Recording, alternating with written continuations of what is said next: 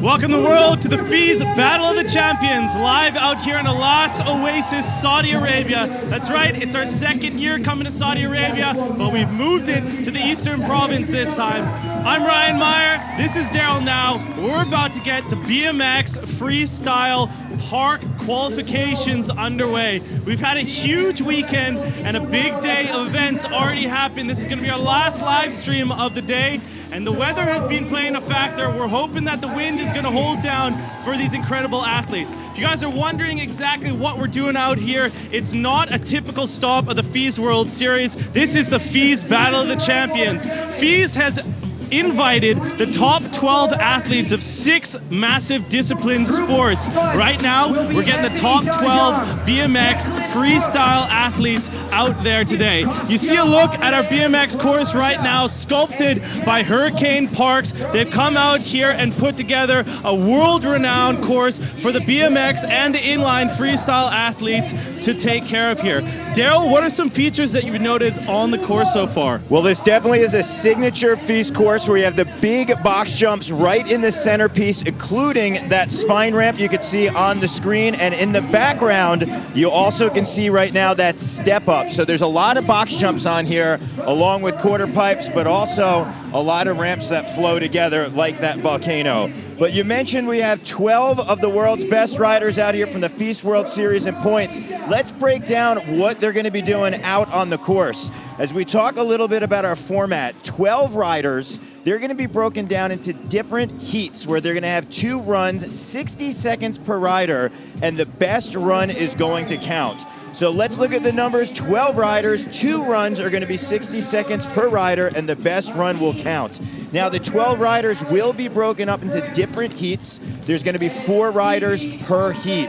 So if you're in the first heat or the last heat, Ryan, you're still going to be battling all the other riders out on the course, and you are going to be judged on a numeric system from 0 to 100 for a best possible score, and that is what's going to take from the qualifier. You talk about 0 to 100 of that best possible score. We have a huge judging panel. We're going to get to that in a second, but how do we get those 100 points? Well, in that 60 seconds, the judges want to see out on there as far as a rider's going to work their course and their run. This was designed specifically for this event, so they want to see difficult tricks. They want to see amplitude. You guys know that's known as height. They want to see originality and style. They want to see control and execution. But again, that exploration of the park, that really comes down to a unique run that a rider's going to take. In that 60 seconds, they can start anywhere on the course they want, and it's up to them to use that creativity. Well, here's our 3 judges who are going to be breaking down those numeric values. From France, we have Alex Dropsy. He is a legend of the trail scene. Then also from the northern part of France, we have Romuald Noro, known as Bibi. And then we have the German, you can see Achim Kujawski, who is known not only as being team managers, team support for all the riders, but puts on some of the best events in all of Europe. So he knows what it takes, being a vert rider himself, looking for the riders out there to put that numeric value to their runs. So we have a little pan out of the course right there. You see some of our BMX athletes warming up. The wind, I am going to warn you, is playing a huge factor. There is going to be a riders meeting to see what happens, but right now, this is how things look. Well, as we take a look, these 12 names again were established from the FIS World Series. Anthony Jean-Jean, Declan Brooks, Kostya Andreev, Jack Clark, Eric Reizev, Jake Liebe, Brandon Lupos, Logan Martin, Justin Dowell, Nick Bruce, Daniel Dhers, and Marin Rantesh. Not only are those the 12 biggest names in BMX on the road to the 2020 Olympics that will be taking place in Tokyo, but take a look at all of those flags. Ryan, this truly is an international competition here in Saudi Arabia.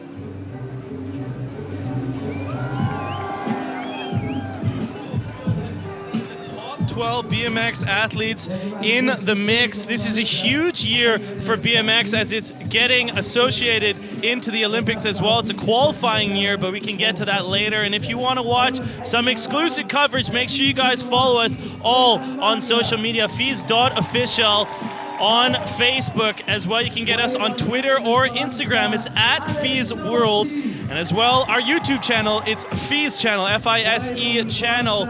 And make sure you hashtag your post for this one particular FIS Champ Battle for the FIS Battle of the Champions. It's day number 1 of broadcast, day number 2 of action going on out here in the Saudi Arabian desert. But we have a full day of finals tomorrow, so make sure you guys stay tuned. Big action coming your way, and it is already taken off out here under the lights and under the moonlight in the desert. Taking a look right there, that is our on-field commentator, Catfish, getting the crowd worked up. Again, 12 of the best riders determined from the FIS World Series. You can log on to FIS.tv and take a look at the upcoming stops. This is not an Olympic qualifier as far as points goes. For all of the riders and athletes around the world, knows that 2020 Tokyo Olympics, BMX and skateboarding are going to have their first time in the Olympics. So this right here is a great event for the top riders to kick off their season. This does not count towards those points, but everyone wants top bragging rights and wants to show what they've been doing in the off-season. So right now, the flying Frenchman, Anthony Jean-Jean, on course with 10 seconds in. Anthony Jean-Jean with that 360 downside tail-up, also known as the decade. And there, that helicopter. Yeah, the backflip double tail whip. Jean-Jean looking very confident and comfortable as he kicks a double tail whip. Right there is a Superman seat grab. You see him just twisting his bike off to the side as he bar spins on the quarter pipe. He's got 24 seconds to work with. It's going to be very interesting to see, Ryan, since this is not an Olympic qualifier event where the points are going to count. The judges might be approaching this a little bit differently, where they're not going to penalize a rider if they wind up crashing or putting a foot down, but it's going to be up to them, and we're going to start to see that as the points come in. Jean-Jean right now working down the clock with the big wall ride up, and that is going to be timed with a very good first run and utilizing the entire clock for the full 60 seconds from the Frenchman. So nice run coming out of the gate right now with Jean-Jean. You see there going with the 360 downside tail whip. Yeah, and there's the backflip double tail whip, 2 times coming around with that back end. A tail whip is one of the staple tricks in BMX along with the backflip, but when you put them together like that with the second tail whip coming around, a lot could potentially go wrong, but it did not go wrong for Jean-Jean as he pulled together a very solid run. So again, the scores are going to be based from 0 to 100, 100 obviously being the best. It's interesting to see out here, Ryan, that we're going with the best run format that counts. It's going to give the riders a little bit more option out here to wind up being a little more creative and maybe not be penalized if they go for a trick as far as looking for the perfection that you'd have to achieve on a 2-run score, both run counting. So first score is going to come in with a 75. Again, that's out of 100. That is going to be the score to beat the benchmark. Of the 12 riders, 8 are going to move on to the finals, but we are going to move things from France over to the UK for our next rider. You can see Declan Brooks getting ready to get shot out of the cannon as the 60 seconds are clocked and racked, ready for Declan. The UK's Declan Brooks coming in right now. Here So Declan right now doing it for British cycling, getting cheered on by Jamie Bestwick, the cycling coach, as he goes wall to wall, opposite style. And we also have Richard King cheering on Declan as he does a smooth bar spin to can-can. Declan really has some beautiful amplitude and going for that manual on the sub box. Wow, and holding that quarter to quarter all the way to the big Hurricane Parks, and then hitting that big ski booter hip right there. Nice downside whip. Had some huge line selection and big choice as well of tricks coming here for Declan, going the regular way on the box jump. Front flip tuck no-hander right there. Declan, we are seeing an aerial trick that was very unconventional for him. They might have picked that up where the British cycling just spent a week out at Woodward East with Jamie Bestwick. So we're seeing Declan go back to the box jump, this time at the 360 double tail whip. So you're seeing him spin on that different axis out there. One-handed X up, completely tweaking it around, and that is time with a very big run from Declan Brooks. Now, Ryan, I want to talk about that. Declan out here utilized the course that we're seeing in a very different way from Anthony Jean-Jean. We see him starting things off with the 360 one-handed X up, and here's a bar spin to can-can, almost a vert trick, but right now is a manual up on top of that wall ride. That is huge, and he goes the distance all the way into the quarter pipe and lands very smooth. And there was a look at that no-handed front flip where you see he just puts his weight over the handlebars, able to tuck the bars right into his lap, take the arms off, and go right back on to the bike. I mean, there were some beautiful tricks right there, and that was that first 360 tail up backwards on the box jump where he gathered so much speed as well up into that big quarter pipe. Some really nice line selection. Not many riders you're going to be hit tackling that sub box like that either with a manual. Yeah, and that's the exciting thing about this contest we're seeing right now. Riders such as Declan getting awarded with the 78.66 can dig into their bag of tricks. That might, again, not be something Declan does all the time in a contest. And also, since it's the first event of the year, we're seeing riders bring a little bit of their own different style and flair out here, which we'll be setting up for the season. So we're going to move things from the UK over to Russia right there. You can see Kostya Andreev getting ready to roll for his first run. Kostya Andreev, the Russian stallion out here. Saw him wrestling on the deck. I don't know if he's been practicing that in school, but starting off with a big trick he's practicing over the offseason, that backflip drop in, 360 downside tail whip into tuck no-hander. This man is really a boy who has worked on these combinations and variations in every single air he has. Yeah, Kostya puts a lot of time in, not only on his bike, but also has a really cool YouTube channel where he basically follows around on his world adventures on and off the bike as far as he gets into. But right now, he's getting into a 360 bar spin. You can see the look and expression on his face. A little bit of wild style. That wasn't what he was looking for, but definitely on that 360 double tail whip, that was the move he wanted to do over the box. Kostya with 17 seconds to go as he looks for the line into the spine and then stepping up. Bar spin to foot jam, back into the quarter pipe as the clock winds down for Kostya. And that is going to wind up looking like it's going to do it with the Superman C-grab into a tail whip. That was a very cool move to wrap things up for Kostya. So Ryan, we want to talk about this. There's 60 seconds that are on the clock, and a rider can start anywhere on the course they want to. And basically, you got to link not only the tricks together that you're doing, but you want to set yourself up on the course in order to be in a good position to do those tricks in the allotted time. You saw through Kostya's run, he got a little bit lost out there where he got thrown off, and you saw that written on his facial expressions, but thankfully he was able to capture back into his zone to do that Superman C-grab to tail whip where he actually threw the back end around with his hand off the seat. So that was a very original move out there, and again, we talk about the judges maybe giving a little bit of a score that might be different from our Feast World Series, but it looks like they're going to keep pretty much with that format, and a 71 is going to be Kostya's score. So he's going to sit in that third place spot as we wait for our fourth rider of the first heat to roll. There you go, top three right now, and moving in to Essex, I believe. So we're going into Jack Clark. Yeah, Jack, another rider doing it for British Cycling. We're going to talk about Jamie Bestwick a lot because he's one of the most celebrated vert ramp riders of all time, but he's also been coaching the entire UK cycling team. And Jack Clark, another one who spent a week out in Woodward East perfecting his skills and polishing the tricks. And look at that big opposite direction wall ride. That was just set up for the transfer. 360 with the bar spin, known as the truck driver. Yeah, nice. Oh, hand plan up on this huge whippet wall, grabbing the coping, but actually end up slipping out on the transition right there.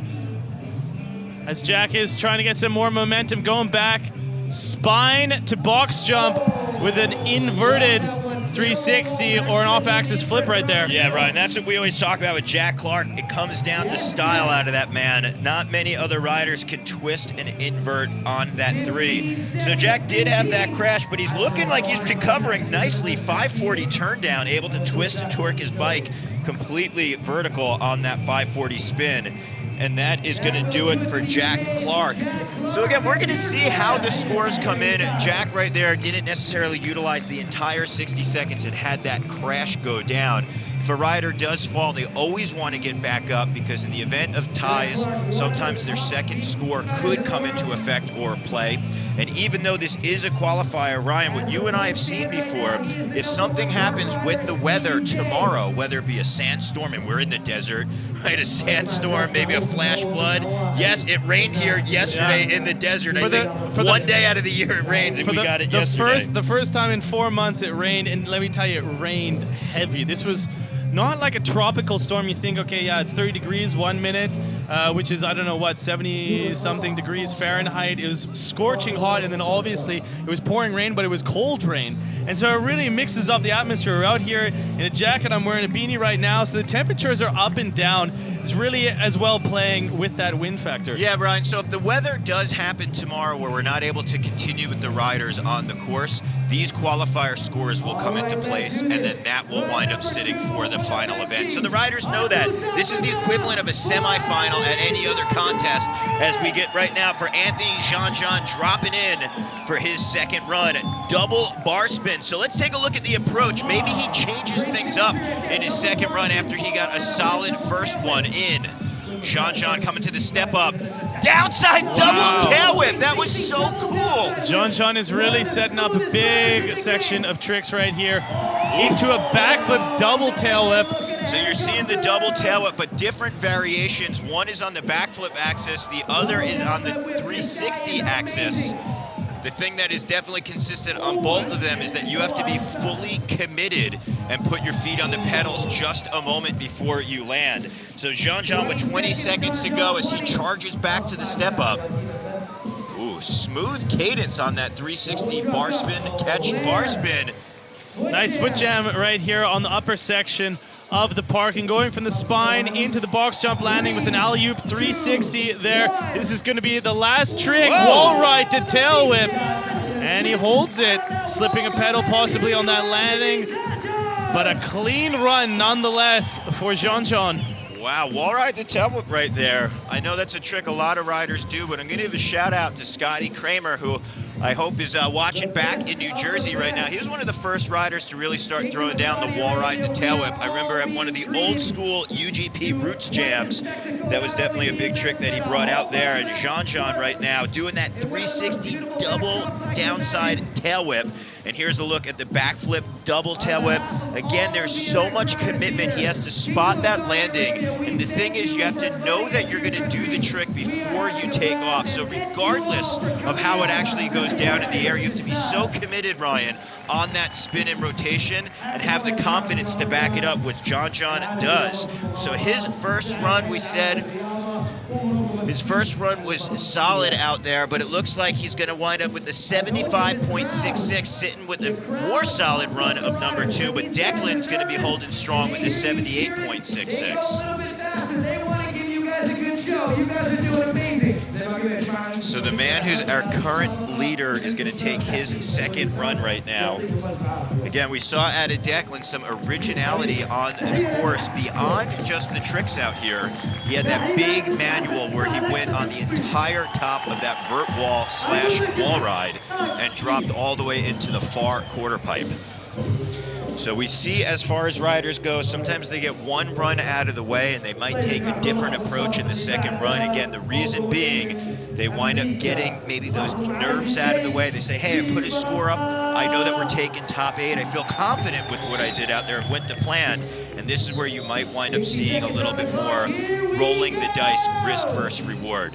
Declan starting things off 360 can-can. I love the way he just smoothly steps over that top tube. That's why it's called the can-can. Putting his foot back on, setting up for the 360 tail whip. Look how buttery comes back into that lip. So the takeoff is steeper than the landing on this one. Going for the manual again, pulling back, getting it. Yes, Declan, Wow. 2 for 2 with that enormous manual and then a big flatty. That is a signature just style tabletop, one of the foundation roots of BMX, the flatty, the tabletop, the pancake, whatever you want to call it. But if Declan's doing it, you're calling it awesome as he does a no-handed front flip over that box jump, again looking consistent with that trick. Nice 360 right there, floating on the step up. Big amplitude on that flare transfer. 360 bar spin to tuck no-hander. Coming back here, and he's going to wave it as he comes up into the step up. The thing we have to note here, it's a battle of the champions, but as well, it's kind of like a highlight reel. It's almost an all-star championship for the BMX athletes. They're coming out here, but they're having fun in the most part. This isn't towards any of the major series. It's a one contest look, and you're able to just kind of go out there and compete against your friends and your next best rivals. You don't always get to be in the exact same ring as these top athletes. Yeah, Ryan, that's a really good point. The fact that this is not necessarily part of the points race towards the Olympics. If you are interested in knowing more about that race, though, you could go on to UCI.org and find out about all the upcoming stops that are happening globally and also any of the regional or national competitions going on. It's all on UCI.org, or if you want to look at a comprehensive map, you could log on to fatbmx.com. We actually have Bart de Jong, one of the UCI delegates. He's running a workshop right now out in Barcelona with all the other judges and people who work as part of it. But he has a very comprehensive calendar on fatbmx.com, and you can find out where the upcoming events will be with that. But right now, Kostya Andreev, run number 2. His first one was a 71. We know that Kostya has what it takes to up the score, and he is 2 for 2 on that backflip drop-in. Wow, and just coming off with so much leg strength, as you see, he lands low on that flip, drop in, and gets enough speed for that huge combination over that big box jump. Alley-oop 270, bar spin right there. Nice 1-foot cannon, Aaron into the spine and into the box jump, landing there with a 360 the hard way. Yeah, if this is your first time witnessing Kostya's riding, this is not going to be the last. He is one of the most exciting riders out there because he has the ability to do very technical tricks, not only in the air, like that 4-hit combo, 360, 2 tail whips, and then a no-hander on the landing, but he could take those technical maneuvers and put them to the lip of the ramp, like that bar spin to foot jam. So it's called a lip trick because you're on the lip, the edge of the ramp where the top transition comes into the coping. Superman seat grab to tail whip. And Kostya's able to bring them together, bridging the gap like you just saw on that trick that Ryan got super psyched about, that Superman seat grab to tail whip, where he wound up throwing the bike while holding the seat right there. I mean, that's why we're at the Battle of the Champions here in La Oasis. There you see a couple combinations starting things off for Kostya, but as things really got warmed up, here's that 360 double tail whip to tuck no hander, that late one right there, 360 bar spin to downside tail whip, and here you go, that Superman seat grab to tail whip, spinning the bike frame around with his left hand right there, so he's only one limb on the bike as the whole entire frame is spinning around the top tube, and he catches everything again simultaneously. Now Ryan, the reason that's so difficult, because on a traditional tail whip, you've got to get the momentum of your bike and usually use your foot to kick the frame around, and then you're connected to the 2 limbs. The upper body usually spins that rotation around, and when you see something like a double tail whip or triple tail whip, you'll see how important and crucial the upper body is. Well, Kostya took both of those out of the equation, and he was rewarded with an 82.33. So the first rider we see in the 80s, and the Russian right there on the top of the board with that 82.33. Declan holding strong with the 78.66, followed by Anthony Jean-Jean, and then Jack Clark with the 59.33. Wow, it's a big score coming out there for the Russian, and very well deserved. He was going for broke with some of those big combinations, but right now for UK cycling, this is going to be Jack Clark. Had a little bit of slip up on this hand plant on the coping. I'm sure he can recover. Jack Clark starting it off, that beautiful 360 tabletop right there, getting completely flat and flying across the park here. Spine to box jump, take off with that 360. We've been talking so many times, again, over and over, how Jack oozes the style. Look at that. That's so signature of Jack, going with that inverted flat spin tabletop right there. 360 downside tail whip, so effortlessly just kicking that frame around. Yeah, you can tell right now, Jack is in the zone. Wacky, awesome combination right there. And I say wacky because it's unconventional for Jack Clark. You can see that time out at Woodward and also riding with Jamie Bestwick has definitely played a great role on our riders as he does another traditional vert trick right there, a 540 turn down. That is a rotation and a half and getting the body completely sideways and an ollie-oop flare right there at the buzzer. Definitely paying homage, let's say, to that early generation of vert riding. Yeah, that 540 turn down there. Well, right now, as our riders get off the course, and we're about to look at some of the highlights here from Jack Clark, we've got people around the globe checking in on our social media. I actually just heard from Richard King, who runs the UK British cycling program, really psyched on Jack and Declan's riding out there. It's so cool to see the support from all of our countries. There is a 360 bar spin looking for the turn down into an X-up. Very cool combination. He didn't get the full tweak or extension on the turn down, but it was still really cool effort because he had that body positioning, and you could see that it was right there for Jack. So waiting waiting for the scores to plug in from our expert panel of judges right now to see what the results will be from this first heat up here on screen. Second runs are completely done, and our second heat is warming up on course right now as we wait those scores to come in for the young British rider. I had a chance to actually drive over here with both Declan and Jack, and we were really talking about how cool it is that this contest here is in Saudi Arabia, and the fact one of the big parts of FIS is not only to put on the best competitions in the world, but is to always expose new people, new fans to action sports, and they're doing that just here. And when we wound up pulling up right to our park and seeing the overall crowd and the smiles on everybody's faces and the energy here, you could just see that the mission is accomplished. So Jack Clark's mission right there is rewarded with the 70.33, so he's going to be sitting in that 4th spot, but we still have 8 more riders that will remain. So nice set of first runs going down there, or pardon me, the 2 runs from our first heat happening right there. And you see it's going to be Ilya Kraisev, Jake Liebe, Brandon Lupos, and Logan Martin in heat number 2. These are the athletes right now on course. Yeah, Ryan, I mean, these names right here, if you're new to BMX, and we have so many riders that are diehards out there watching, you know these are the biggest names. This is equivalent to a final. Most finals have 12 riders in it. So basically you cut out all the qualifying, you cut out the semifinals, and the cool thing is this is almost a laid back contest, which we haven't had in a moment since the word of the Olympics. Yes. And the fact that every rider wants to go to Tokyo and every rider wants to put that gold medal on for their country. So that's why we're going to talk a lot about the different countries the riders are at, but the fact here of the Battle of the Champions, this is a very cool moment for them. They get their feet wet, the first comp of the year. They're selected off of their standings from last year and also their performances. So it's a really cool way to start things off and to introduce Saudi Arabia to BMX. So right now, Russia, second rider from Russia, Ilya Kraisev, starting things off with a no-handed drop-in into the box jump. Wow, beautiful amplitude right there. Yeah, the amplitude known as height as Kraisev. Yes. 360, double downside tail whip, and the flare landing really high up on that coping. Wow, huge click on that turn down right there.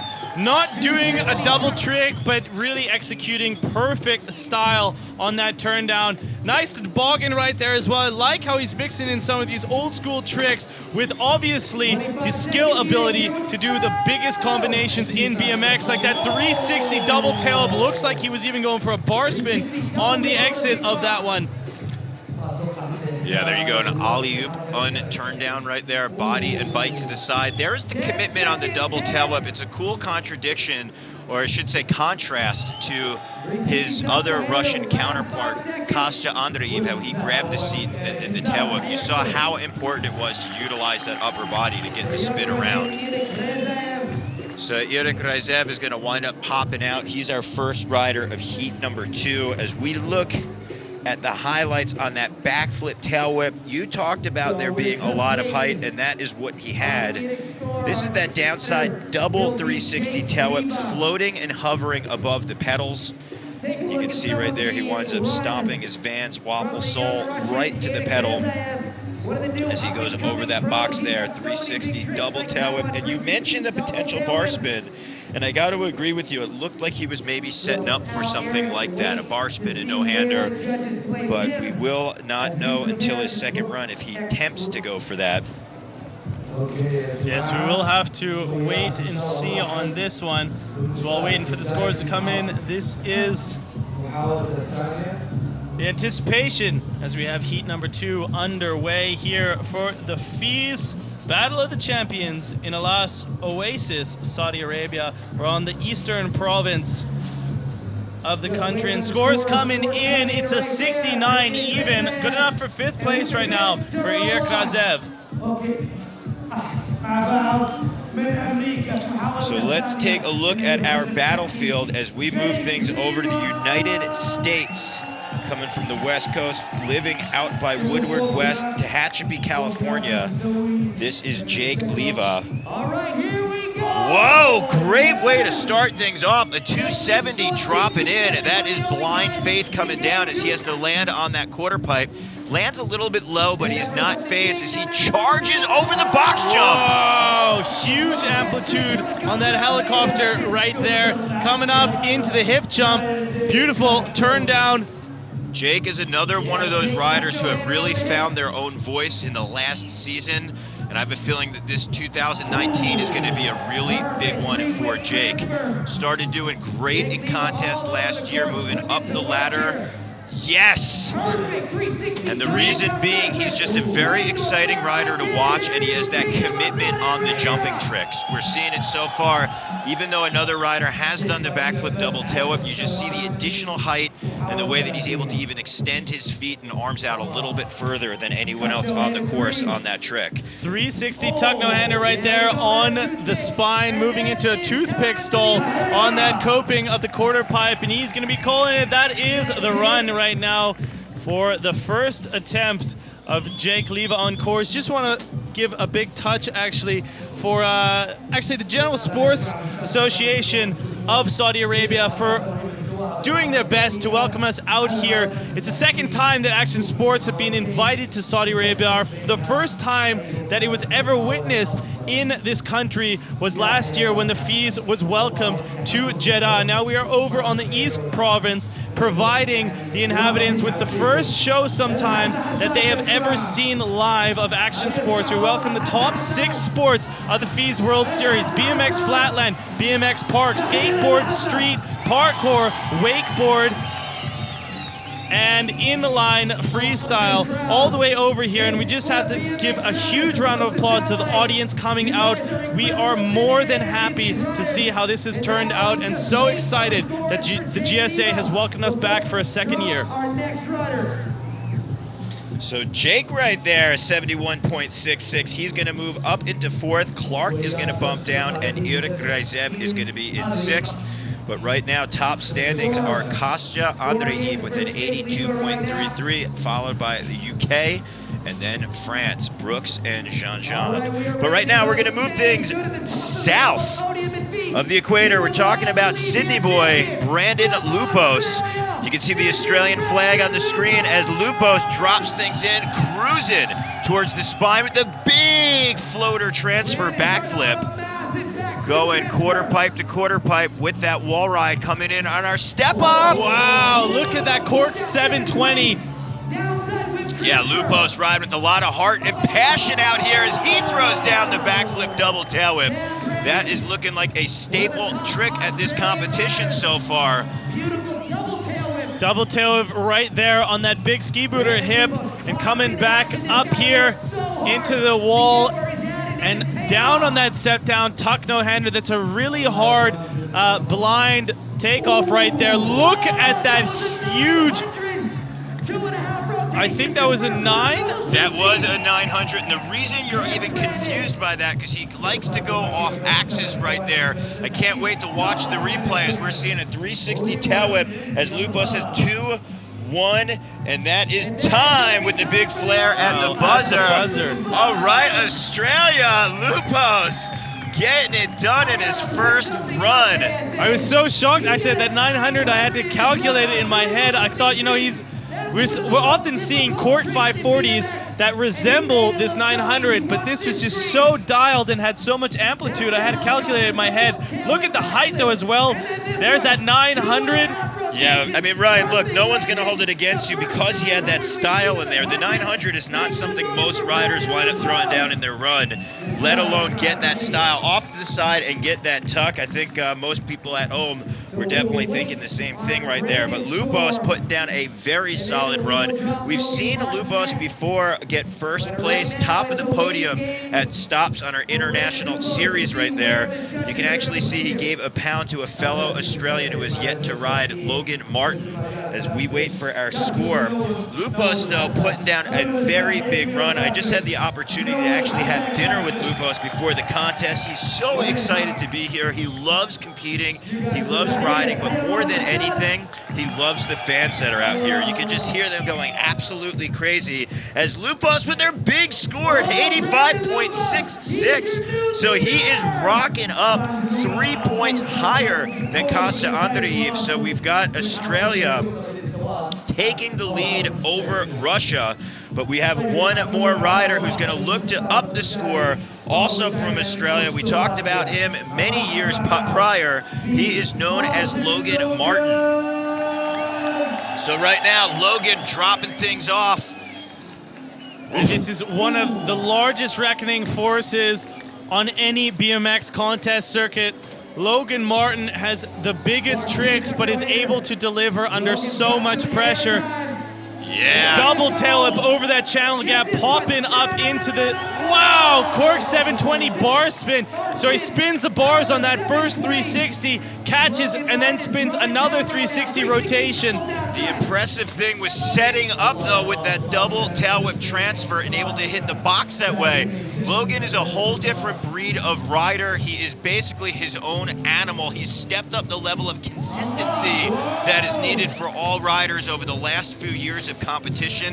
He has definitely dominated the Feast World Series, and he's looking to do the same out here as he throws a backflip bar spin, very smooth and in control, as he's got final 2 seconds on the clock, puts a no-hander in, and then that is an alley-oop version as the time wound down for Brandon Lupo. So you see a couple tricks there after the buzzer. The man cannot be stopped. He's in his zone. These right here just for the fans at home and also here in Saudi Arabia.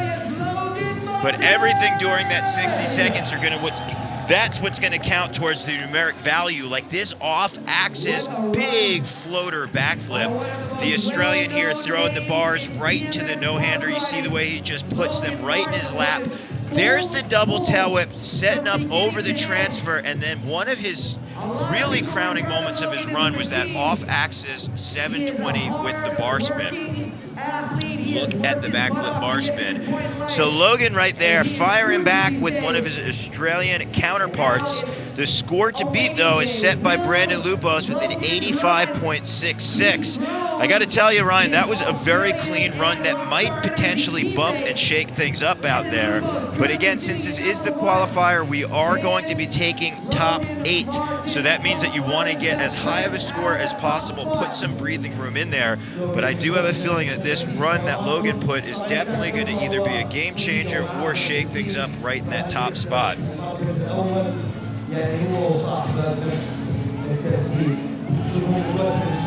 Logan right there looking at the leaderboard, waiting to see what his score is going to be. You see on our screen the score to beat Brandon Lupos, that 85.66. Have to wait and see if the run was big enough to do so. Lupos had some huge tricks in his. It's not. It's going to be good enough for third place. Logan Martin moves in with an 80.66, an incredibly respective score.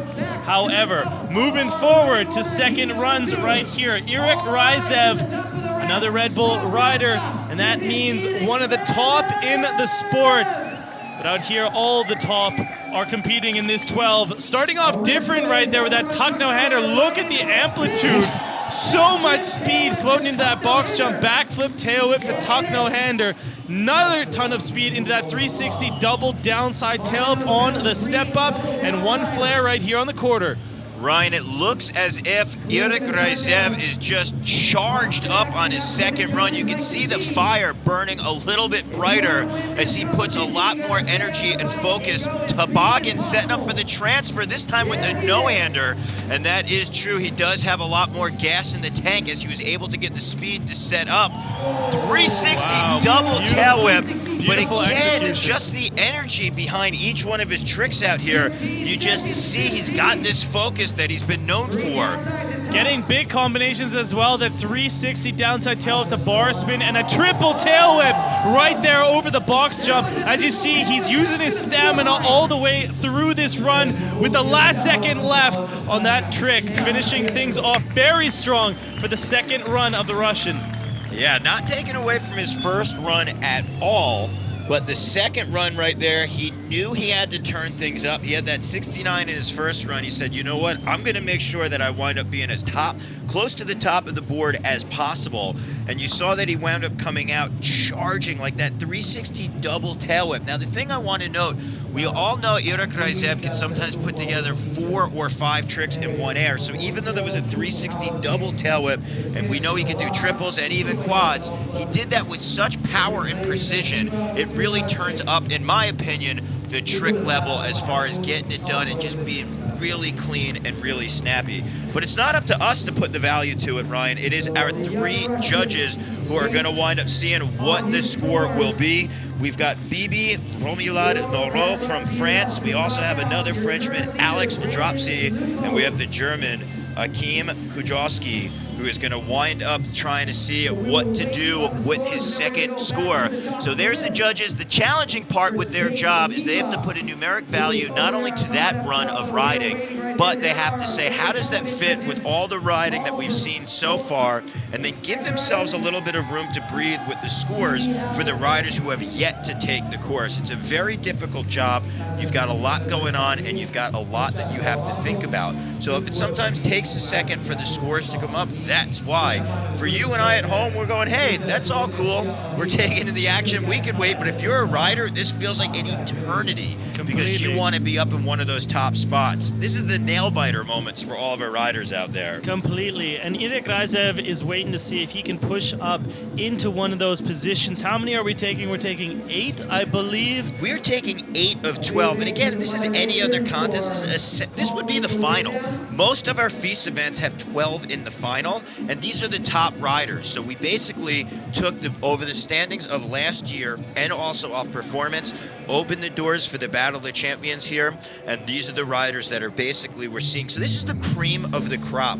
You might go, hey, you know what, your odds are pretty good. We're taking 8, 4 aren't going to make it, but this is the best of the best. So you better bring your A game. And especially doing that format that we have, best run counts, that can work in a rider's favor, because you saw in the first run, Irek Raizev's score was a 69. It's the lowest score out there, but since we're going off best score, he's got a lot of room to move up, and he does with an 80 right there. So he actually winds up moving up 4 spots. So he's going to be sitting strong with an 80 flat. Very solid improvement for Irek as we push forward down the heat. That was his second and final attempt to get in. Now we're moving to Jake Liebe from Tehachapi, California. Whoa, dropping in way too far. I think he slammed his bars forward. No, didn't. Starting off with that 270 drop in right there, almost to flat, buckling over the handlebars. Let's see if he can regain his composure. The clock is still ticking. Right now, Jake Liebe is sitting in 7th place with a 71.66, and he's for sure. Whoa! Okay, just going for the bigger one. Decided that quarter pipe was too small. Had to start the 270 drop in on that huge sub box, and here goes the run he was looking for. Wow, backflip double tail whip. So Jake, we talk about really coming into his own voice. When a rider has a crash like that in the beginning, it's so difficult to come back. But Jake here, we see he's got that focus. Where is he going? Ooh. Great transfer right there. Again, this is the power behind his riding, the 360 double tail whip into the box jump. And there's a downside 360 tail whip. As you heard the buzzer go off. Wow. Going for that massive 900 right in front of us here. Jake Liebe doing justice out here in the desert. I gotta give Jake props, going for that 900 at the end of the second run. You are winded and tired. 60 seconds is a very long time when you got a lot of nerves coming into your run and you are feeling fatigued, especially after that Baba Booey of a start out there where you had that ball up in the beginning. So Jake right there, 360 double tail whip, and here, look as he wound up setting up, basically pulling back the hammer, cocking it to hit and strike, going for the 900, but didn't get that rotation all the way around. So Jake obviously going to be holding on to his first run, completed score right there with the 71.66. It's good enough for 7th place, which means it's in qualifying position right now for tomorrow's finals, where we're taking the 8. But is it going to hold when we have huge riders coming next? The one up right now is Australian's Brandon Lupos, who is currently ranked number 1.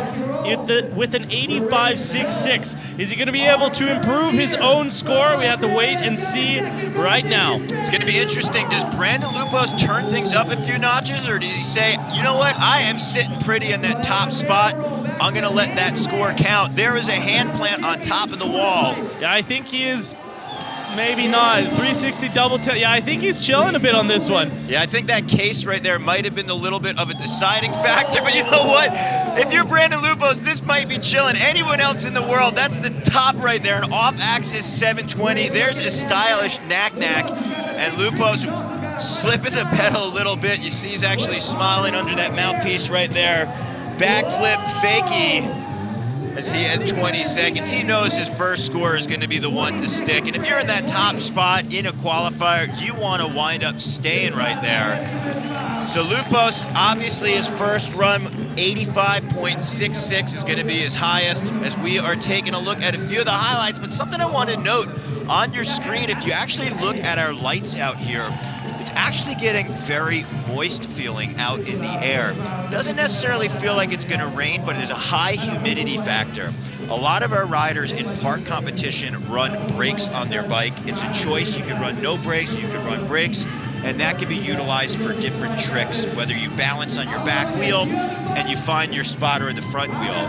The way the humidity winds up changing, sometimes it can change the way the brakes wind up gripping the rim and give your bike a little bit of a different feel. These riders, obviously, this is their entire life. They know how precise their bike is in these conditions, but it's just something to note. So if we maybe hear some riders' back wheels squeaking a little bit, like we did when Declan was out on the course, that could be a very big factor. Hopefully the rain doesn't come in. We are in the desert right now, so it's very unlikely, but as you mentioned, it wound up downpouring just the other day.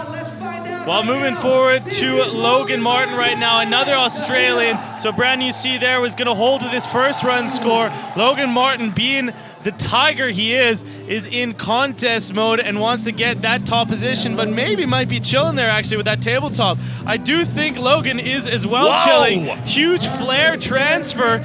I mean, I do think this is chill mode for Logan, exactly. He's currently sitting in third place. He knows right now that even with the next heat, the third heat, pushing through 4 more positions, pushing him out, he's going to be able to make it in for an 8th place final tomorrow. So this is just another day in the park.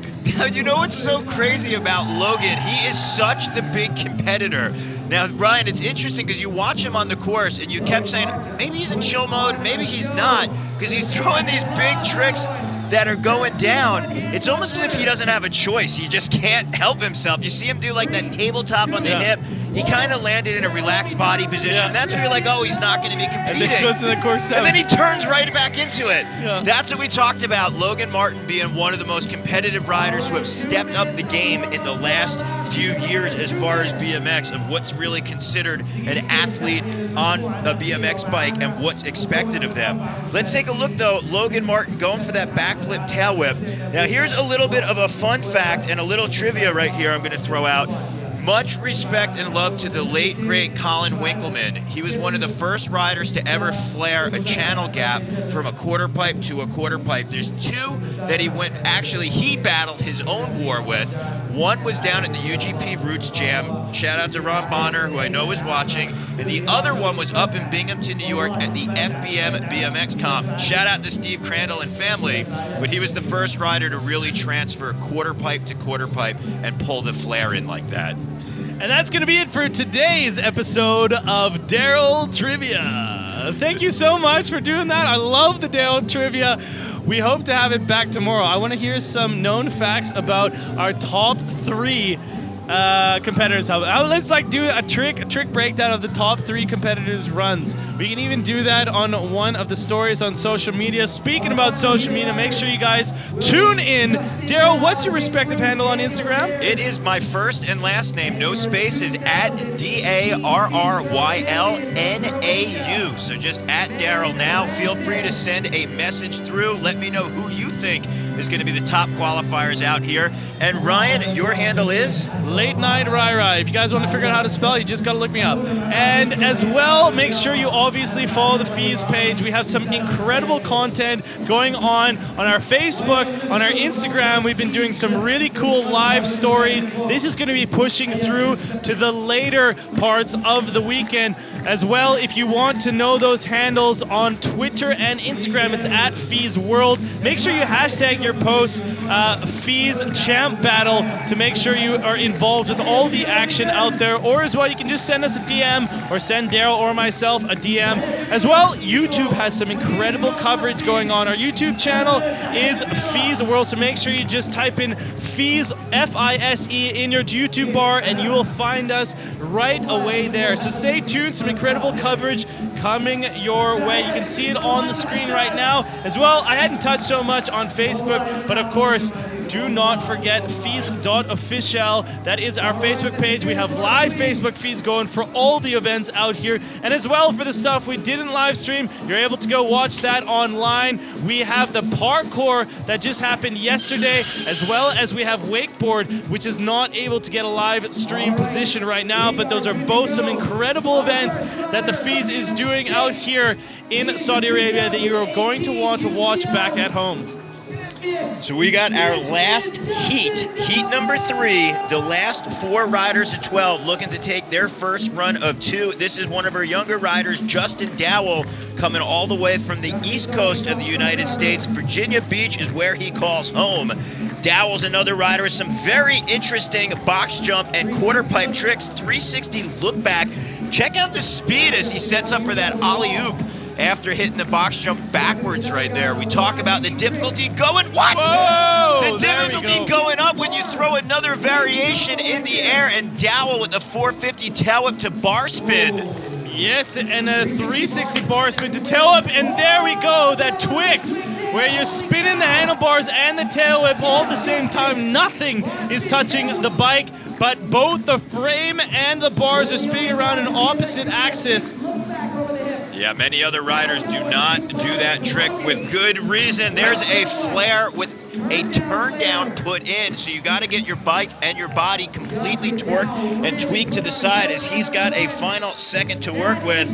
And at the buzzer, a big 540. So you can see Dowell right there putting in a big run and getting it done with the allotted 60 seconds out there. Justin had some incredible combinations out there. Of course, we're talking about that Twix, but look at tricks like this, that hard 450 that's spinning the very hard way off that into a tail whip and then into a bar spin. And right here, there was a 360 bar spin to tail whip right there, and I believe when he came back even, he did a bar spin to toboggan. That was a unique one as well that I saw caught in the mix of all these huge combinations. So Dowell, we see a lot of tricks out there on the course, but I gotta tell you, I got a chance to spend some time with Dowell, not even on this trip, but also throughout the Feast World Series last year. He is just a guy that loves to ride his bike. He rides it all from skate parks to trails to street.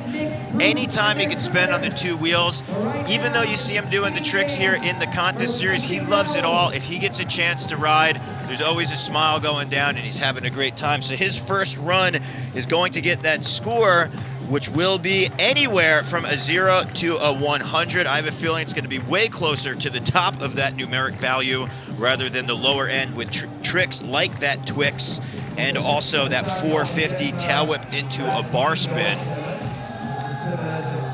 So Dowell is going to see where he'll sit. Again, if you just joined us, this is the Battle of the Champions, 12 of the best riders who qualified, and an invitation-only style format from our last year's Feast World Series as far as their points ranking and performance goes. There's 12 riders in our qualifications. 8 will be moving on to the finals.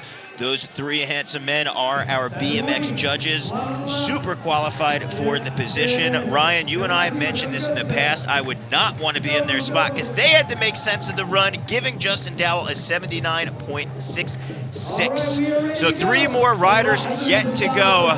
We are going to move things from Virginia Beach in the United States over to Ohio as we have one of the top qualified riders in all of the United States coming in, the big boy Nick Bruce drop in. Nick Bruce charging towards the box jump. Oh, wow. 360 backflip at tons of height. Look how Bruce is just confidently cruising across the park Wow, with a big air, no-handed backflip. Talking about height right there on that backflip tuck no-hander, then into that huge double whip in front of us, and that truck driver on that blind step down as well, going blind on that 360 tail whip over the box jump backwards. Nick Bruce spends a lot of time riding out at Chenga World in Ohio. I know Scott Powell, one of the legendary flatland riders, is cheering Nick Bruce on as he comes over the hip with a big tabletop. Bruce down to his final 15 seconds of his run, slips a pedal, but he's able to recover. Let's see if he can utilize the 10 seconds as he backflip tail whips over the spine. Beautiful transition finding on that spine right there. Wall ride to tail whip and a flare, finishing things off with a nice tail whip air on that quarter pipe right there. Yeah, so Nick Bruce getting it done with that 60 seconds. He did have the pedals that slipped just a little bit, but he had that big 360 backflip, and then he flew up over the spine with no problem. 360 double downside tail whip. And here's a look at the backflip tail whip over the spine. So Nick Bruce getting a first run in the books. You can see he's stretching out right there. Nick puts just as much time into his BMX riding as he does his physical fitness and mental well-being. I'm really a big fan of Nick's approach to BMX. He takes a lot of time in self-care and also getting his mind and body to connect and be in the right place. You can follow him out on his Instagram. It's just at Nick Bruce, and you can see his daily, not only training in the gym, but also some crazy tricks that he throws down on his bike. And he also is a big fan of the big ice baths. He'll get in the sub-zero waters where he'll fill up the entire tub with ice, and he'll wind up diving in, getting into that Zen-like meditation spot. So look at our fans out here, Ryan. This is so cool. A lot of the people here in Saudi Arabia, this is the first time they've ever seen BMX riding at a competition, and Nick Bruce moving up to that second place spot with an 83 flat right there. You see him squinting across the park trying to see. He's turned up to number 2. He's like, am I in second? You are, Nick. He is psyched, sitting up in that second spot. Well, 2 more riders yet to remain. These were our top 2 finishers in the Feast World Series overall in 2018. Daniel Dhers coming from Caracas, Venezuela. Daniel is known to get top of the podium because he's able to get in that mental zone. You'll see him just visualize his runs before he goes. He likes to just really be in his own zone. He knows what his approach is going to be on the course, and he basically takes a mathematical and says, you know what, I want to use every feature out here and put the tricks down that he knows how to do. Wow, starting things off big right there with that cork 720 from Daniel Dhers, a man who really needs no introduction into this sport. He's won basically every title there is known to the sport of BMX competition. 360 bar spin down that blind step down, transferring back into the spine here with that signature Nofa Can 360 tail whip. Yeah, Daniel Dhers exploded onto the scene a little over a decade ago, where he wound up taking some super difficult tricks and gave his own signature to it. He was one of the first riders to actually doing an off-axis cork 720. So there's another little bit of a fun fact for all of our riders out there. And he basically set that new standard of showing people that you could spin in that wild rotation. He also did the same with front flips over spines, where he'd almost get sideways on it and then bring it back. It was almost like a shifty spin. So Daniel then took that signature style and for the last decade dominated the top spots of the podium, not only in Feast World Series, but also every event from X Games to Do Tours to even the other international events out there. But one thing I want to note on Daniel's bike as we look at these replays, take a look at that seat out there. All of our riders from the 90s and early 2000s know that that's a Dave Mirra signature seat. It's a larger than most of the other BMX seats out there. Very easy to pinch and stabilize and throw the bars, but we also know that Dave Mirra was a very big inspiration to Daniel Dhers, much like most of the other riders out there. So you see him actually paying some homage to one of the best riders to ever do it in BMX. Score to beat, you still see held on by the Australian Brandon Lupos in 85.66. Top score is 100. No rider has yet to break into that 100 points base. Doesn't necessarily matter the number that you get, it just matters that you are in the top 8 to move on to the finals. Currently though, it is Lupos, Bruce, Kostya Andreev, and Logan Martin in the top 4. Declan Brooks and Anthony Jean-Jean are sitting in 7th and 8th on the bubble. They are biting their nails knowing that we have Daniel Dhers' score to come in, and also our #1 ranked rider from the Feast World Series, Marin Rantish. Daniel Dhers waiting for that score right here. Judges know that they're weeding down the pack here, and they making things count, but 7th place for Daniel Dhers, a 79.33. Squinting to see that one. He knows that he's going to have to step it up. 7th place right now for Daniel Dhers.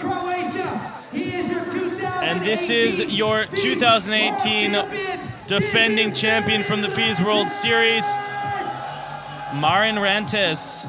So the Croatian rider is up there. We talked about in 2017, Marin really coming into his own. 2018, he proved that, coming out in top place and top honors. And let's see if he can keep that momentum rolling, climbing up the ladder for the first contest of the year, the Battle of the Champions in the FIS events. Yes, Marin on that step up, throwing down. Let's see, over the box jump.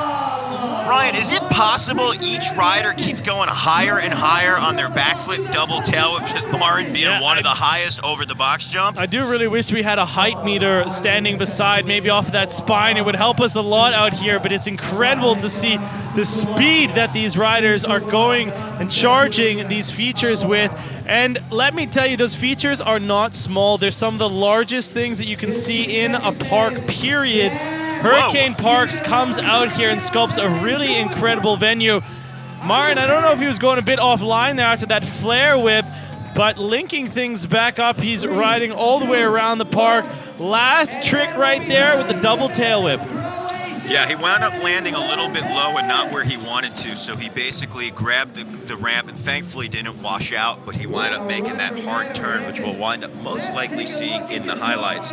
But Marin right there over the box jump, 360, bar spin to tail whip, 4 tricks in one up there, so much going on, and even though that's on the step-up feature, you don't have as much hang time as you would over the box jump because the landing is taller right there. Now, Ryan, you mentioned about these being such big features out here. I had the chance to talk with Nick Bruce before the contest, and he said that you don't really get an opportunity to ride a box jump of this size at any local skate park. Yeah, no, he rides at Chenga World, which is one of the best parks in the world.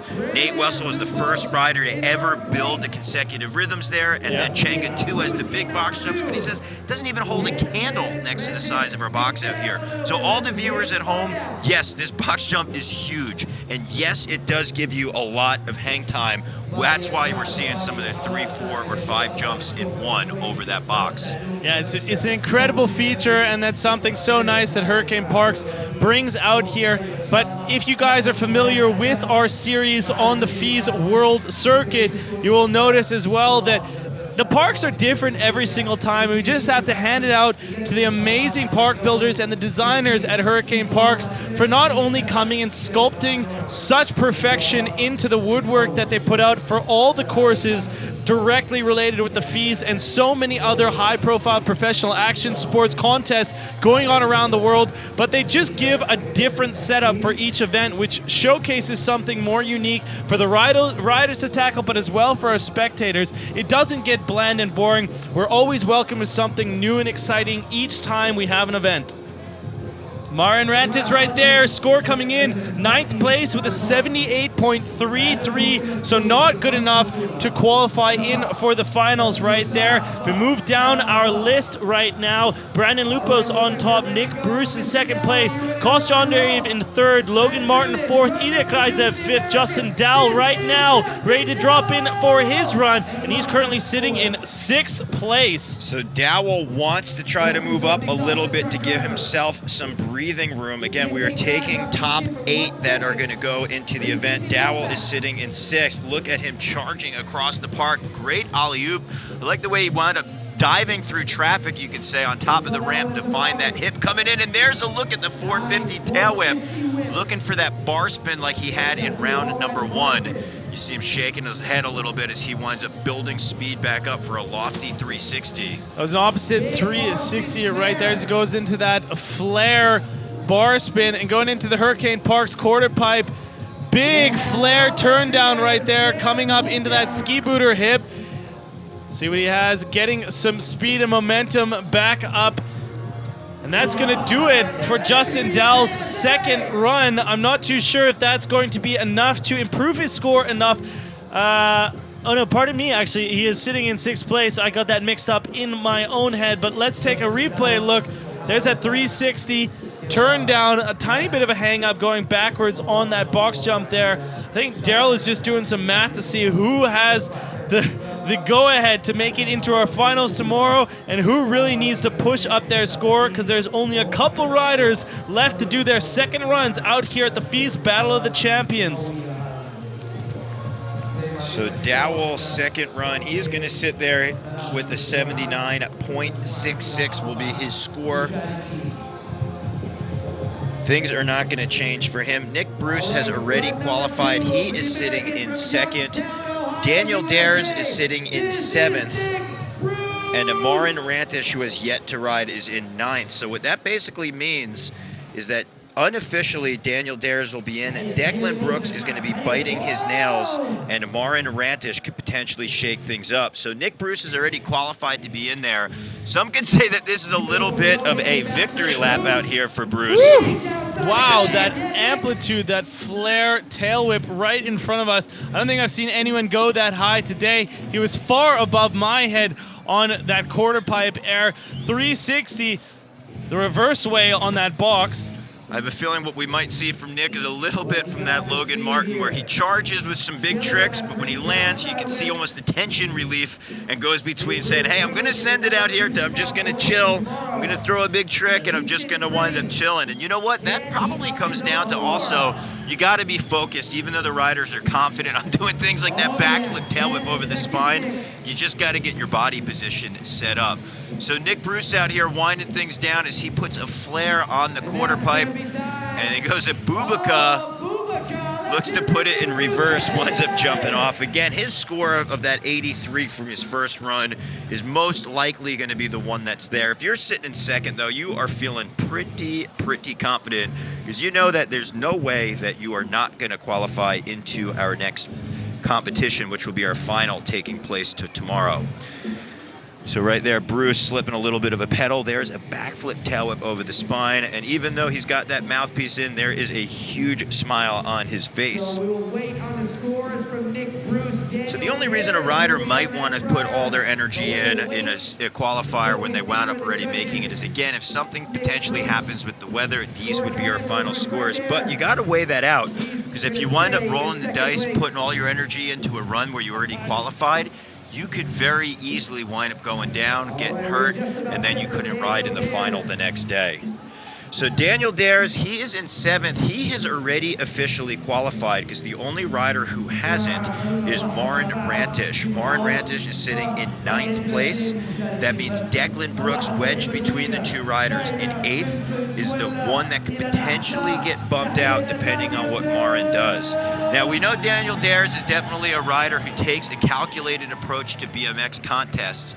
And he knows that, you know what, if something does happen with the weather or something tomorrow, you know, he doesn't like sitting in the kind of last slots as far as qualifying goes. So let's see, maybe he winds up putting down a solid run out here, or maybe he's another guy who says, you know what, I'm just going to kind of cruise, put a demo out for the Saudi Arabian riders and get to see some world-class riding from a world-class rider.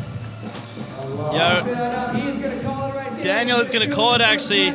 Can we make some noise for Daniel? He knows that he's actually making it in, so maybe that is a safe choice, but in that position, he's going to go 2nd to last right now. I mean, the 2nd rider to drop tomorrow, which is not really the best position you want to be in. It's a very difficult time. I mean, it's making it into the finals, but you don't get to see what the other riders have done. You're just going to basically have to pull your absolute best tricks out here. But I guess that's what happens at the Battle of the Champions. Everyone is possible to take one of those top spots out here today. It's a heavy pack. It's already like a finals, and now we're basically going into a super final tomorrow. So Daniel Dhers, you see it right there, waving off his second run, going to be holding with his first run score. So right now, Ryan, we are looking at this unique course, and with Marin Rantis being in a unique position right here, last rider of 12 to go, Declan Brooks is sitting on the bubble spot with a 78.66 is going to be the score that Marin Rantis is going to have to wind up beating. Marin coming in, 360 double tail whip coming around. Marin definitely has the tricks to take home a position in, wow! What? 720 tail whip. He's definitely wanting to get into that finals. Marin Rantis has been working in the offseason. Backflip, double tail whip right there. The interesting thing, though, he's putting the big tricks in there, risk reward. He wants to make sure he can keep it rolling for the rest of the time on the clock. Sometimes when you throw in the big tricks, you wind up putting a lot of variables out on there. But right now, Rantis transferring into the vert wall, back to the step up where he looks really comfortable. 360 double bar spin. Flare, 10 seconds to go. Marin has to keep things together right here. Double tail whip. And a final thought is going to be a bar spin. So you're defending 2018 overall winner of the Feast World Series and our last rider to go, Marin Rantis from Croatia, puts down a big run, hoping that a big score will wind up reflecting that.